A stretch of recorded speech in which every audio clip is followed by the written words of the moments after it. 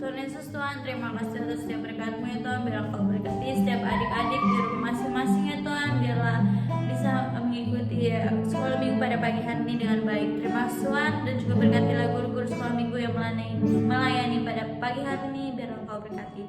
Terima kasih Tuhan atas setiap berkat-Mu. Haleluya, amin. Amin. Laskar Kristus, siap gerak. Lebih semangat lagi, Laskar Kristus, siap gerak. Kita sama-sama memuji Tuhan. Kita angkat pujian dari terbit matahari. Terbit matahari sampai pada masuknya, jalan nama Tuhan dipuji. Dari terbit matahari sampai pada masuknya, jalan nama Tuhan dipuji. Puji Tuhan, puji Tuhan. Dari terbit matahari sampai pada masuknya, jalan nama Tuhan dipuji. Sekali lagi, dari terbit matahari.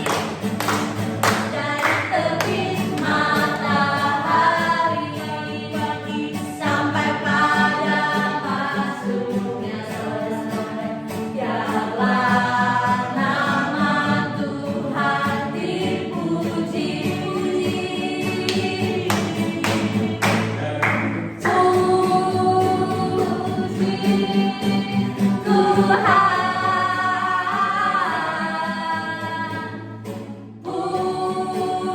Puji Tuhan, dari terbit matahari sampai pada masuknya, jalan nama Tuhan dipuji. Happy ya ya ya, happy ye ye ye. Saya senang jadi anak Tuhan. Siang jadi kenangan, malam jadi impian. Cintaku semakin mendalam. Happy ya ya ya, happy ya ya ya, happy ye ye ye. Saya senang jadi anak Tuhan. Siang jadi kenangan, malam jadi impian. Cintaku semakin mendalam. Sekali lagi, happy ya ya, happy ya ya ya, happy ye ye ye. Saya senang jadi anak Tuhan. Siang jadi kenangan, malam jadi impian. Cintaku semakin mendalam. Cintaku semakin mendalam. Yeay. Sekarang kita membenarkan sebagian dari firman Tuhan. Siapa yang pengen dengar cerita dari saya? Nah, sebelum kita memasuki firman Tuhan, kita angkat pujian firman Tuhan.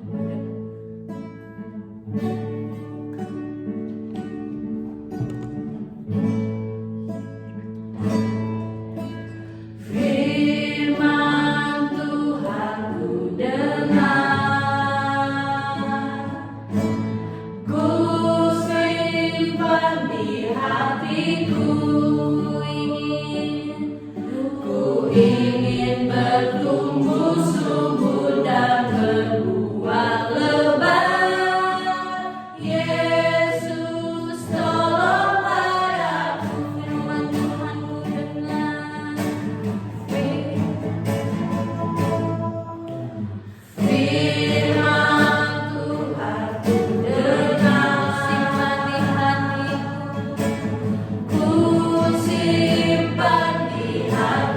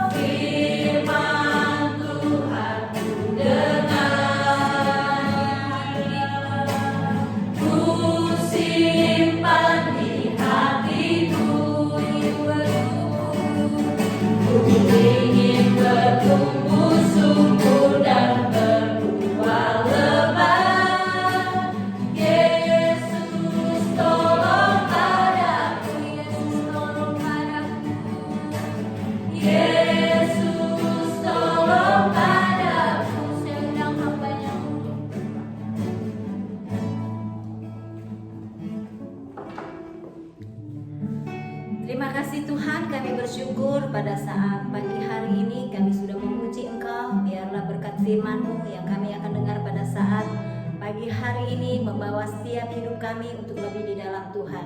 Terima kasih Tuhan, dan kami siap menerima kebenaran firman-Mu hanya di dalam nama Tuhan Yesus Kristus. Haleluya. Amin. Selamat pagi anak-anak. Puji Tuhan. Kalau minggu yang lalu kita sudah belajar tentang Daud ya. Kita sudah mendengar cerita tentang Daud. Nah, sekarang kita akan melanjutkan cerita tentang Daud dengan Goliat ya. Ibu yakin kalian pernah mendengar, tapi pada saat pagi hari ini kita mau mendengarnya kembali ya. Kalau minggu lalu kita sudah belajar tentang sifat Daud, yaitu taat ya. Dia taat kepada Tuhan, taat kepada orang tua. Karena pada waktu itu Bapak Esai sudah menyuruh Daud untuk mengantar makanan kepada untuk kakak-kakaknya. Dan kedua, Daud rajin ya, dia rajin bekerja. Dia bekerja sama Raja Saul. Dia juga bekerja di mengembalakan domba. Yang ketiga, dia bertanggung jawab. Dan yang keempat, Daud seorang pemberani. Sekarang kita mau belajar tentang Daud seorang pemberani ketika dia mau menghadapi Goliat. Dia menghadapi Goliat orang Gad dengan tubuh yang tinggi, besar ya. Jadi kalau misalnya ibu hanya tingginya 158, kurang lebih kalau Goliat 3 meter, berarti kita lihatnya begini, tinggi ya. Nah, ketika Daud sudah berjumpa dengan kakak-kakaknya di perkemahan, kakak-kakaknya menganggap Daud ini diremehkan ya. Daud diremehkan oleh kakak-kakaknya karena apa? Dia masih kecil ya. Dia belum tahu apa-apa untuk berperang. Sehingga kalau dikatakan ketika dia mau berperang, nggak mungkin anak muda mau berperang dengan orang yang sudah banyak pengalaman. Tetapi Daud tetap datang mendatangi kakaknya. Dia mau berjumpa kakaknya, sehat apa enggak? Karena dia sudah dikasih pesan sama papanya untuk Daud, lihat kakak-kakakmu, sehingga dia meninggalkan domba-dombanya di padang. Setelah itu ketika orang Filistin mau berperang dengan orang Israel, nah Daud ini mendengar percakapan orang Filistin, dia menghina orang Israel, sehingga Raja Saul menjadi cemas, dia menjadi takut. Sehingga kalau dikatakan akhirnya Daud ini tampil, dia lihat ketika Daud ada di pertempuran, belum bertempur itu belum, tetapi Daud datang hanya membawa tongkat, 5 batu licin dan tongkat dia bawa, karena dia seorang apa? Gembala domba yang ada tongkat. Ketika dia mengembalakan domba, tongkat ini siap untuk menarik domba-dombanya yang udah lewat-lewat gitu ya.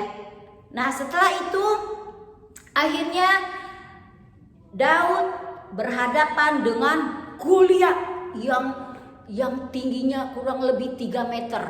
Tinggi sekali ya.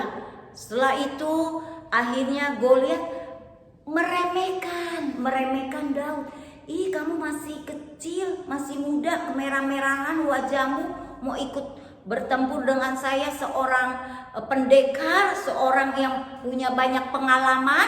Tetapi akhirnya Daud diremehkan oleh Goliat, tetapi Daud tidak menjadi sedih. Dia tetap bersukacita karena dia tahu dia mengandalkan Tuhan. Daud datang menghadap Goliat. Dia datang kepada Goliat karena apa? Dia memakai nama Tuhan. Dia percaya kepada Tuhan. Memang dia memiliki 5 batu, tongkat dan ketapel untuk untuk mengetapel Goliat. Tetapi di sini kita melihat karena Tuhan yang bekerja di dalam hati Daud. Jadi ketika kita belajar menyerahkan setiap hidup kita, walaupun kita masih anak-anak, kita harus percaya kepada Tuhan, ya. Ketika kita sekolah, sebelum berangkat sekolah kita harus berdoa kepada Tuhan. Tuhan, pimpin saya, berikan saya hikmat untuk belajar. Seperti Daud, walaupun kecil dia belajar untuk berserah kepada Tuhan, ya. Karena dia tahu Tuhan menolong Daud.